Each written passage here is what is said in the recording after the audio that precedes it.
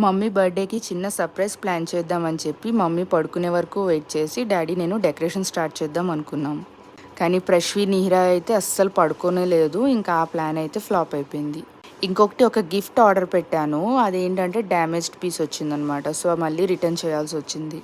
ఆ ప్లాన్ కూడా ఫ్లాప్ అయింది. ఇంకా లాస్ట్ మినిట్లో వేరే గిఫ్ట్ కోసం వెతకాల్సి వచ్చింది. సర్ప్రైజ్ పార్టీ అయితే అనుకున్నాము, సర్ప్రైజ్ అవ్వలేదు కానీ పార్టీ అయితే బాగా జరిగింది. సో ఈవినింగ్ సింపుల్గా పిన్ని వాళ్ళు మేము ఇంట్లోనే చిన్నగా సెలబ్రేట్ చేసుకున్నాం. బర్త్డే అన్నాక కేక్ లేకుండా ఉంటుందా? కేక్ కోసం ప్రశ్వి వెయిట్ చేయకుండా ఉంటుందా?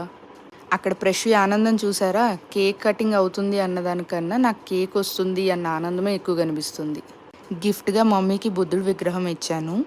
ఎందుకంటే అది గిఫ్ట్ చేస్తే వాళ్ళలో ఒక పాజిటివ్ ఎనర్జీ వస్తుందంట. అండ్ మమ్మీ ఎప్పుడు కూడా ఇలాగే నవ్వుతూ హ్యాపీగా ఉండాలని చెప్పి ఇది ఇచ్చా. Happy birthday mummy.